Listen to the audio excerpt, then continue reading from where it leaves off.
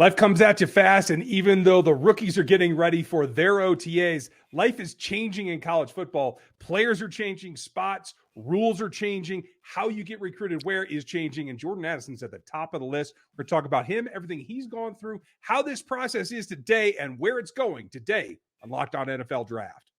Let's go. You are Locked On NFL Draft, your daily podcast covering the NFL Draft. Part of the Locked On Podcast Network, your team every day.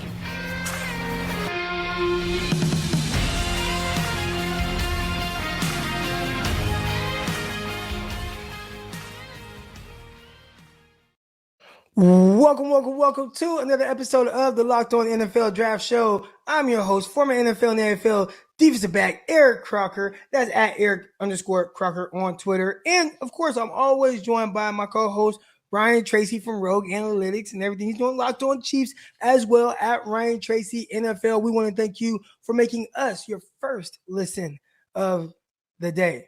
Today we got a fun one, jam-packed show, all things Jordan Addison, the former Pittsburgh receiver who now goes to USC. So we're going to talk about the entire process, everything that went into that, NIL, all that good stuff. But first, Ryan, how are you doing? Just want to ask you, he's going through a process, selling the home, buying the home, trying to outbid people. I know that can be a little tough of a situation, but you're handling it great right now. I'm knock on wood. I still got a place to record with, and as long as that's the case, we're all good, right? Yeah, it's been a tough one.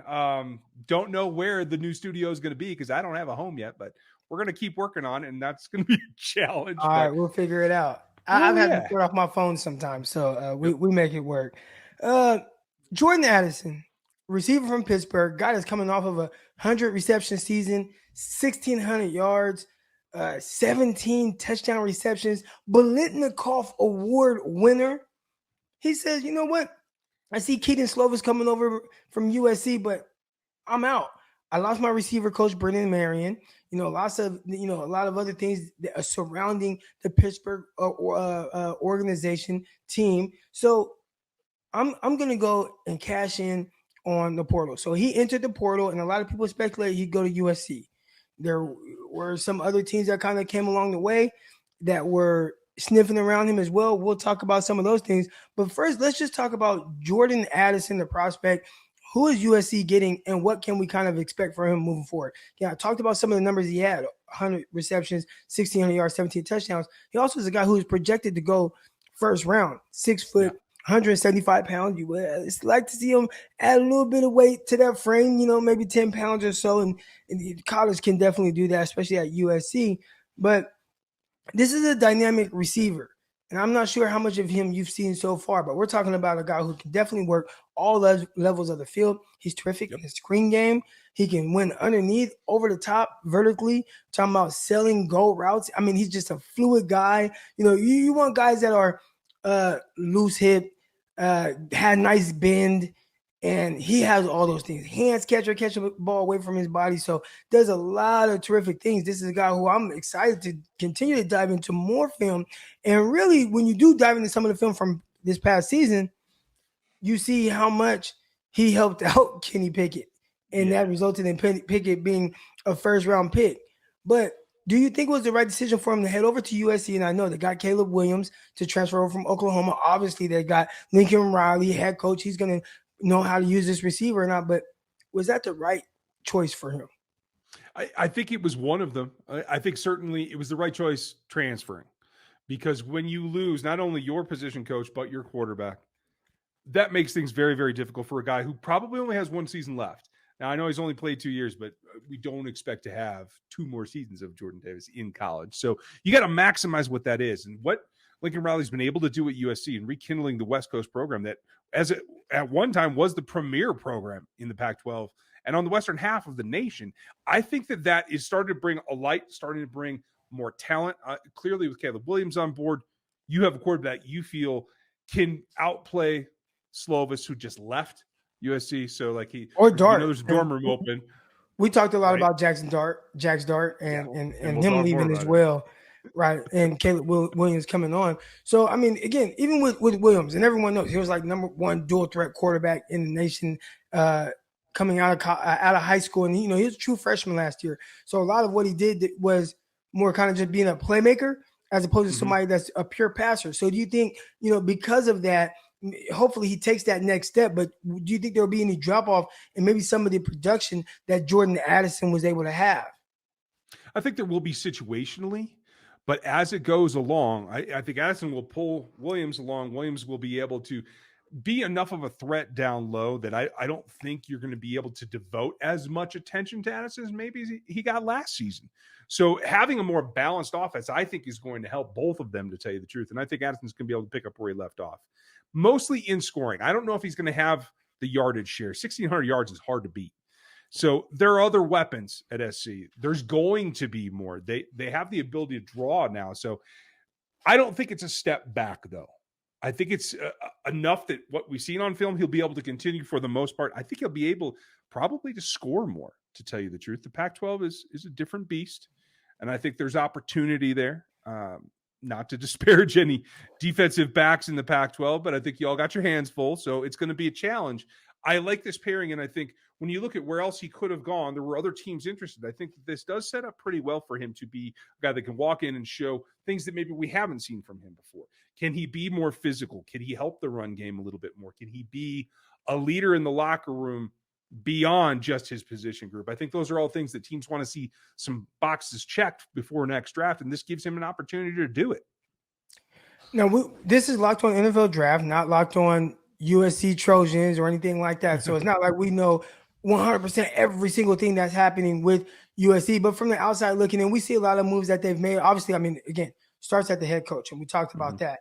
And maybe the different culture that they've been kind of building. They already have this like terrific recruiting coordinator that's been on the roster already, and he's been helping a lot. But a lot of changes to that team, and I mean, there have been waves of guys transferring in, and they've gotten some guys to commit for the future as well. But what are your expectations for USC? Just kind of, again, from a broad generalization kind of outlook on them, seeing a lot of the changes, seeing some of the players that they've been able to bring in, as well as players that they had there that just need to be, just coached up a little bit. And I mean, it was just a not a great situation last year with your head coach, and everybody knew he was kind of a dead man walking. But now I feel like there's a little bit more juice at USC. Are you expecting big things? Because you talked about being in the Pac-12, and Oregon is like, listen, man, we've been the big dogs here for a few years now.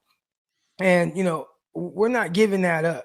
And obviously, Oregon, they got a new head coach as well. But do you expect USC to win the conference title? And can Jordan Addison be a big reason as to why they are able to do that? I think Jordan Addison could be a reason why we have this conversation again in the fall. But no, I don't expect them to push that far in a single season, bringing it all together. But I do expect them to be markedly different, especially on the offensive side of the ball. And I think that they're going to be able to perform better than they did this last season. I think it's a baby step. I think year 2 is really going to be the defining moment for both Caleb Williams and Lincoln Riley. I don't think Jordan Addison's going to be there for it. Right. All right. So, yeah, that's how I was telling people, man. I think this year they are going to compete for a conference title, and I think a lot of people are like, oh, they're 100% going to win. Like, Oregon has been good, and we'll see what they can do. They got Bo Nix up there at quarterback. We're going to be talking a lot about Bo Nix and a lot of other guys up there in the Pac-12 as well. But up next, we're going to talk about how Jordan Addison, there was a school he visited, Alabama. Is that where he should have went for his, for the pro career? We're going to talk about that and much more. But first, I want to talk to you a little bit about RockAuto.com and how this episode is brought to you by Rock Auto. All right, with the ever-increasing number of makes and models, it's now impossible for your local chain auto parts store to stock all the parts that you need. Why endure often pointless or seamless and intimidating questioning about the vehicle that you have and wait while the person behind the counter orders the parts on their computer, choosing only the brand that their warehouse happens to carry?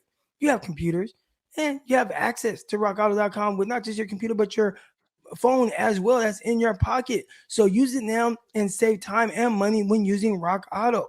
All right, why choose to spend 30%, 50%, or even sometimes 100% more for the same parts from a chain store or dealership? Rock Auto is a family business serving do-it-yourselfers for over 20 years. Their prices are reliably low for every customer, and they have something for everyone, something that you need. All right, brake parts, tail lamps, motor oil, new carpet, anything that you can think of, they have it.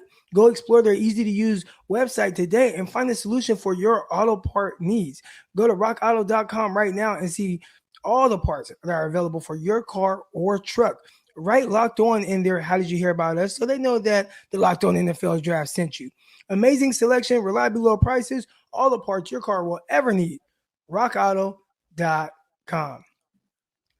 We want to thank you for making Locked On NFL Draft your first listen of the day. And for your second listen of the day, go check out Locked On Chiefs so we can talk about everything that they have going on in the offseason right now. OTAs kicking up, and you got, every team covered across the network of the Locked On. So make sure you guys tune into everything 5 days a week coming at you every day.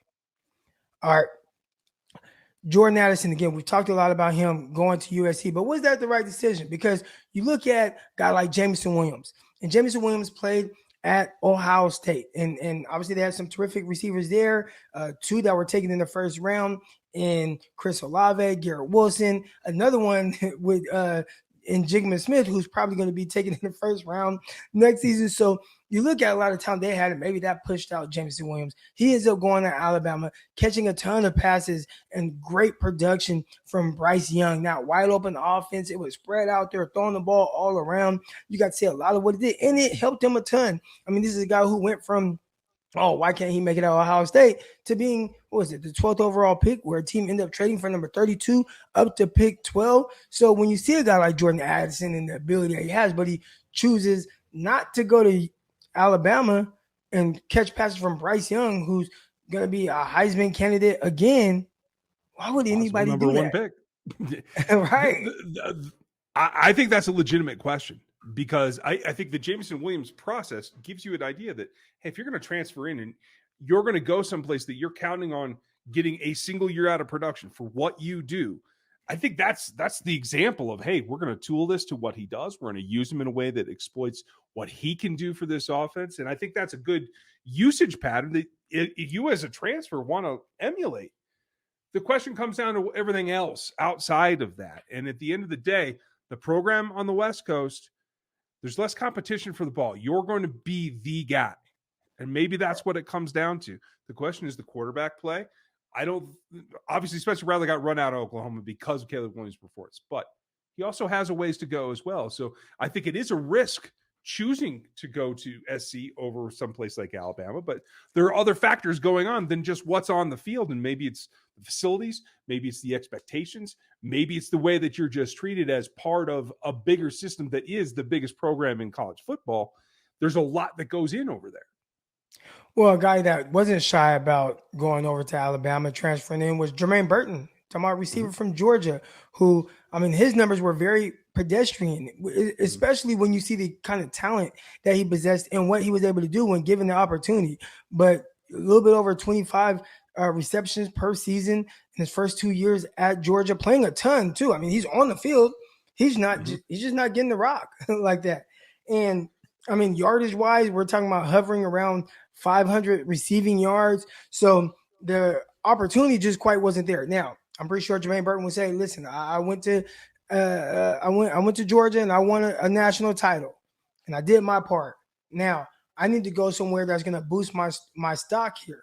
So a lot of people talking about some of these prospects in this next year's class, a ton of receivers that are be coming out. I think we're going to continue to see that trend, but it may be this sleeper Jermaine Burton in this, because I don't think a lot of people are talking about because of the lack of production at Georgia and what was there. But now a guy who's from that area, Atlanta area, he's like, no, I'm going to transfer. I'm going to go to Alabama and potentially try to make the same type of jump as Jameson Williams.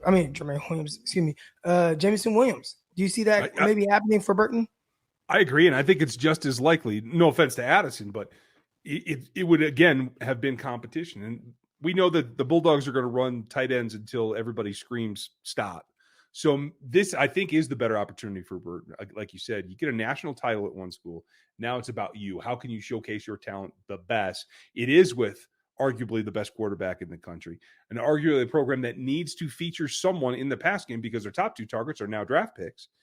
And that comes back to, especially with Addison, I'd love to know the timing between the 2 decisions, because I'll bet both of them were checking with the other one, because that makes a big difference about who's going to be the star in Alabama's offense, who's going to catch all those passes. And I think it was a smart pick on everybody concerned with the Burton going to Alabama, both for the school, the program, as well as him. I expect big things from him, and I think they will try to feature him early. Yeah, that's going to be awesome to see what he does. There have been reports, and again, these are just reports on kind of what's been thrown out there. We know the NIL, that's been a huge thing, and people are trying to figure out what to make of this NIL thing. All right, We're going to talk about the NIL and more, and some of my experiences being in college. Would the NIL been helpful for me? Probably not, because I wasn't a huge recruit. But we'll talk about Ryan Tracy. He's been around organizations as well, all that and more. But first, we want to talk to you about Built Bar and how they have the new brownie batter puffs. And anyone that listens to this show, you know, I love my Built Bar puffs. All right. And I love the Built Bar puff brownies. But you know what I love more? I love brownie batter as well.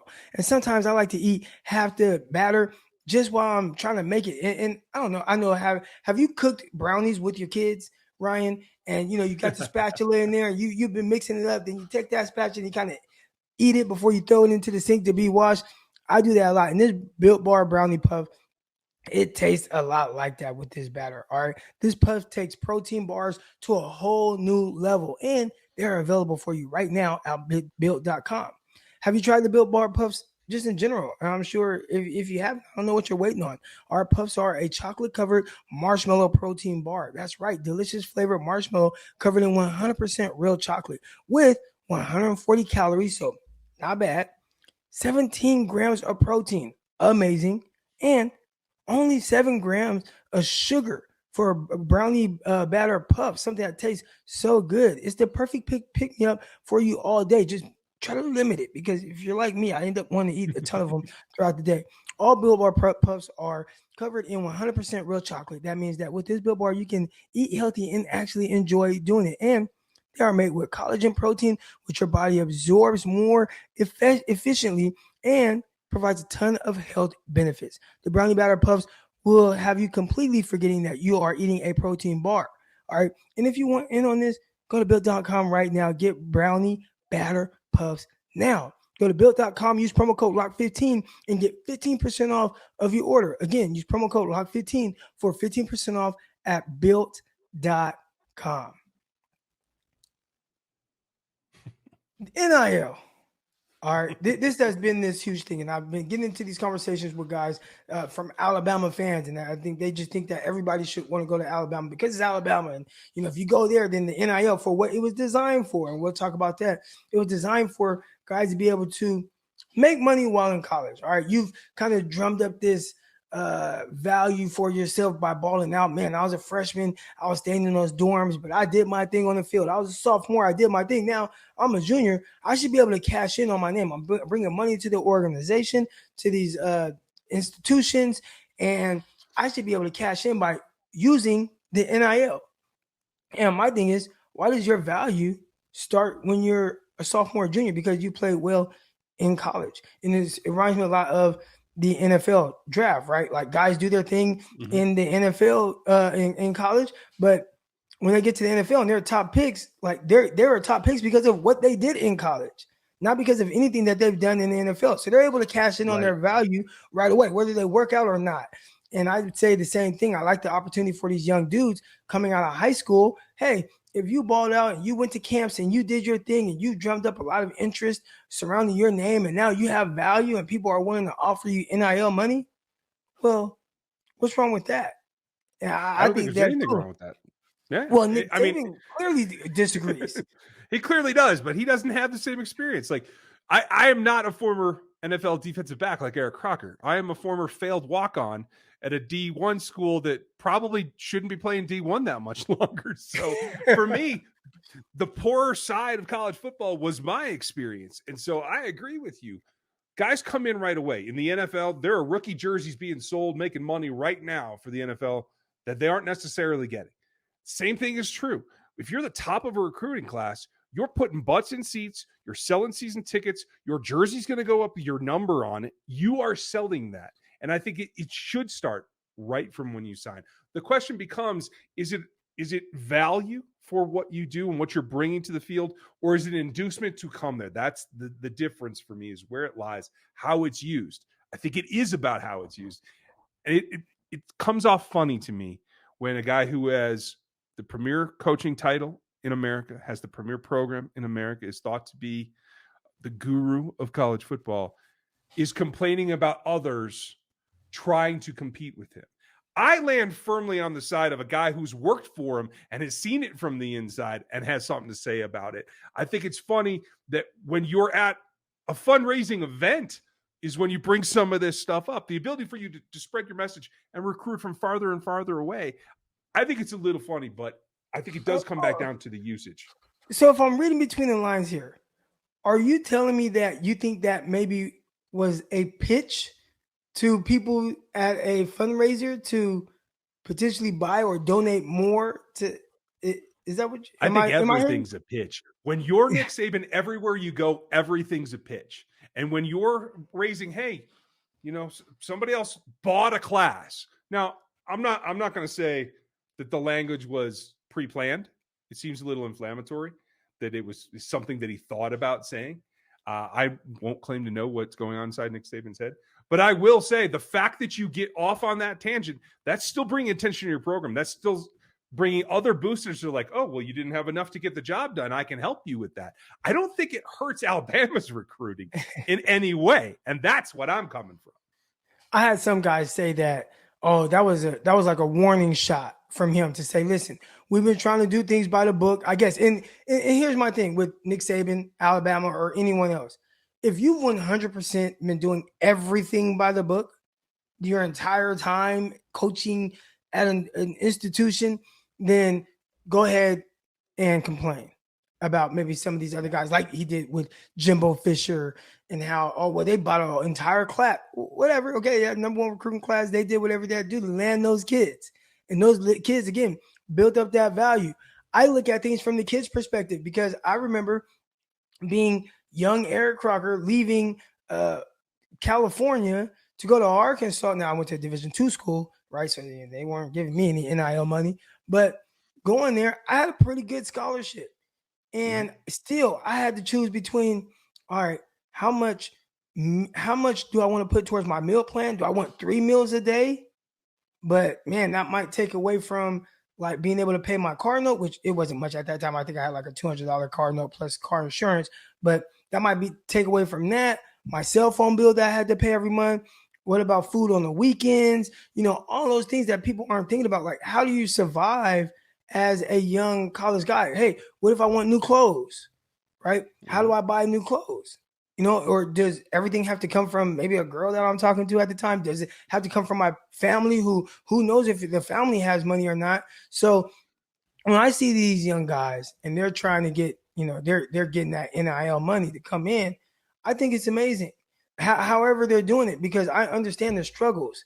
Now, let's say I said, you know what? I'm going to take away from my meal plan so that I can take care of everything else. My phone, my little cheap card I had, my, whatever else. So now I don't have the meal. So where am I going to eat?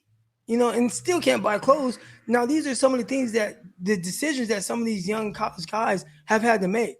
And they've been telling everybody, nobody's been listening. So finally they put the NIL in, and guys have been able to reap the benefits of that right away. And I see nothing wrong with that. I get what Saban is saying and where he's like, hey, this is not what the NIL was originally created for. But I do think the way that it's headed, I think it's amazing for these kids, whether they end up being amazing college football players or not. I think for them to be able to go to college and get an education and not have to worry about where the next meal is going to come from, where, am I going to be able to buy clothes? Can I afford to take this girl out on a date, instead of the girl having to pay for everything your entire time in college? Like it's a real thing. And I hope that the NIL helps with that. But Nick Saban coming out and complaining about it when, he's fine. he's Right. well off. And I'm pretty sure the boosters have been taking care of a lot of things at Alabama, but there are a lot of kids that aren't as well. So hopefully this helps, man. I'm not sure. Do you have any final takes on anything that's going on with the NIL? That's my spill on it. As just my experience, it was kind of, it was tough. I've long been on the point that you're helping that program from the day you set into it, especially if you're one of the, the highly recruited kids, the kids that we're talking about where boosters are involved in that whole kind of thing. The whole thing's been shady for, I don't know, about 50 years, if not longer. So why not put some light on it and give kids something to start with? Like you said, all those instances shouldn't happen if you are there at that university because they brought you there. It's another thing if you're some scrub walk on like I was, where you're working a job on the side as well, trying to go to class, the whole 9 yards. But if you're there because they brought you there, you ought to have something attached to your name that you've already produced. Like you said, you got there because you're a quality recruit. You should have something that's viable for it.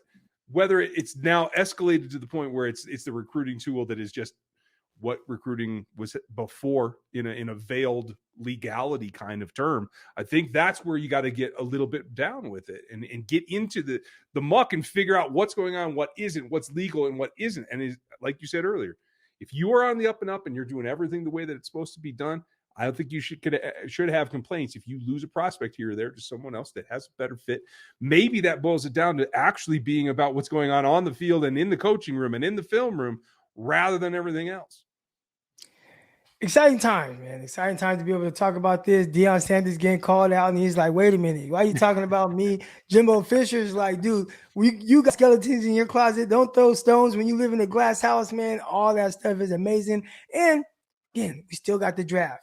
All right, so Jordan Addison, I actually want to know your thoughts on Jordan Addison. What have you seen? How do y'all think he's going to do at USC? Was it a mistake for him to go to USC over in Alabama or Texas when they got Quinn Ewers over there and they got Xavier Worthy and all kind of other stuff going on? We're going to get into all those things as well right here on Locked On NFL Draft. I want to thank you for making us your first listen of the day. And again, for your second listen of the day, you got Locked On 49ers with myself and Brian Peacock. You got Locked On Chiefs, and you got all these other shows on this network: NFL, basketball, baseball, everything that you want to listen to right here on Locked On Network.